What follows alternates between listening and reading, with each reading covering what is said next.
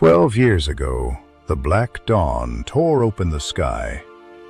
It wasn't just a flash. It was a cosmic scream that froze the world in a single, terrifying heartbeat. In that moment, time didn't stop, but life as we knew it did. A wave of energy washed over the continents, leaving a haunting silence in its wake. The laws of physics seemed to bend and break. For those who survived, the world was no longer a place of logic, but a landscape of nightmares. The world changed forever. It was a metamorphosis of the soul, a turning of the tide that no one could have predicted. Millions lost their humanity that day. Their bodies remained, but the light behind their eyes went cold, replaced by something ancient and hungry. They became vessels for the echoes of the dawn, empty shells carrying the weight of 1 billion stolen lives. The living dead. But they didn't lose their emotions. Not entirely. Deep within the rot, memories still flickered like dying embers in a storm. The pain remained, a constant, low-frequency ache that bound them to the ruins of their former lives. They were shadows of us. They were trapped in a loop of their own past, forever reaching for a warmth they could no longer feel. A tragedy without an end. Nature began to take back the concrete.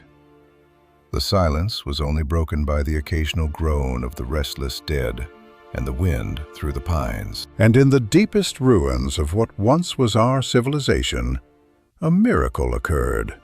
Or perhaps a curse. A boy was born. He was born with a gift that no one understood, a resonance that pulsed in time with the very heartbeat of the dead. He didn't cry, he listened.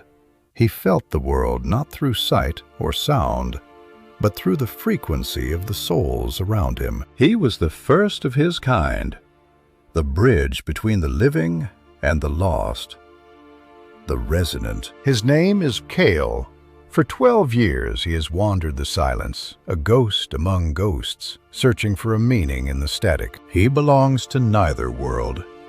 He is a scavenger of history, a curator of the forgotten, living in the space between heartbeats. He is the only one who can hear the whispers, the fragments of thoughts that the undead leave behind like footprints in the sand. To him, the world is not empty. It is crowded with the echoes of billions, a cacophony of lost dreams that only he can organize. He sees the connections that everyone else has missed. He sees the tapestry of humanity, even when it's torn and stained with blood. He doesn't fear them. He understands them. He knows that beneath the hunger, there is a desperate need for peace. But sometimes, the hunger takes over. The animal instinct to consume overrides the human memory. That is when he must speak. He doesn't use weapons. He doesn't need them. His voice is a frequency that they cannot ignore.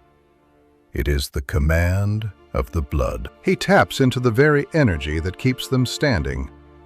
He becomes the conductor of their silent orchestra, the master of their will. He closes his eyes, focusing his will into a single point of intention. And then, he speaks. Stop. The effect is instantaneous. 1,000 hearts that don't beat stop in their tracks. 1,000 minds fall silent. They are his to command. They are his army, his shield, and his greatest burden.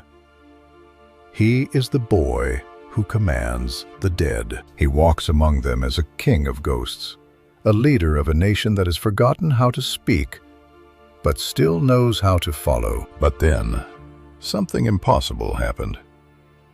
In the heart of the city of silence, the static cleared, and a new melody emerged. She didn't follow the command. She didn't freeze. She moved through the statues of her kin like a dancer through a forest. She was different. She wasn't just a memory. She was a presence. a zombie who looked at him as if she knew his name. She possessed a spark that the others had lost, a flickering light of consciousness that defied the laws of the Black Dawn. Cale felt a pull he hadn't felt in years, a resonance so strong it made his own chest ache. She wasn't just a ghost. And then she spoke, not with words, but with a thought that pierced through the static of the world. "Why are you different?" He had no answer. He was the one who usually asked the questions, who usually commanded the silence. Now he was the one being judged. Cale had spent his life commanding the dead, but he had never communicated with them. He had never shared a moment of understanding. He felt a terrifying urge to reach out, to bridge the gap between his world of light and her world of shadows, to know her. When they touched, the world exploded, not with light, but with the weight of 1,000 forgotten lives. The connection was total. He saw her as she was, a girl named Lyra, who loved the smell of rain and the sound of old records, a life full of joy. She was an artist of life, a creator of beauty in a world that still knew how to dream. She was everything he had never known. He saw a promise made in the golden hour, a bond that the Black Dawn had tried to sever but could only bend. They were not strangers. Then came the light, the scream, the separation. He felt the agony of her transformation, the slow drowning of her soul. He felt the moment she lost herself, the moment the music stopped and the static took over. He felt her scream into the void. Cale collapsed, the memories overwhelming him. He looked at her, not as a monster, but as the piece of himself he had lost. "Who are you?" Her eyes held a plea that broke his heart, a reminder of a pact they had made before the world died. "Find me. Remember me." But the living have no patience for the dead. They see only the threat, never the person beneath the rot. The hunters had arrived. "Step away from that monster! It's a trap! Fire!" They didn't see a boy and his lost love. They saw a target. Cale was too slow. The world was moving in slow motion again, but this time it was the speed of tragedy. Lyra didn't hesitate. Bullets impact Lyra's body. She doesn't fall, but her silver eyes flicker. Cale watches in horror as she is struck again and again. His scream wasn't just sound. It was a psychic detonation, a surge of power that overrode every instinct in the city. "No!" The command was absolute. Every zombie in the district responded to his agony. They were no longer a horde. They were a wall. They formed a living shield, a fortress of the dead to protect the only person who truly cared for them. The hunters could only watch in awe. Fear took hold. The hunters became the hunted. They fled into the shadows, leaving the city of silence to its rightful owners. The storm passed as quickly as it had come. Cale was alone with her again, the weight of his power resting heavy on his shoulders. She looked at him, and for a fleeting second, the zombie was gone. Only Lyra remained. "I remember you," she whispered in his soul. In that moment, Cale knew his mission had changed. He wasn't just a survivor.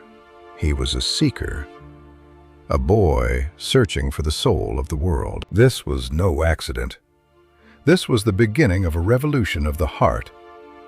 The Black Dawn had started the end, but Cale would start the new. The whispers are louder now. They aren't just crying for peace, they are calling for a leader, someone to guide them back to the light. They don't want to be monsters. They want to be heard. And Cale is the only one with the ears to listen, the only one with the heart to lead. The road ahead is long and the darkness is deep. But for the first time in 12 years, the sun doesn't just feel like a threat. It feels like a promise. The Black Dawn was just the beginning. The real story is what we do with the light that's left. The boy who commands the dead has only just begun. The boy who commands the dead has found his reason. And the world will never be silent again. Episode 1. Complete.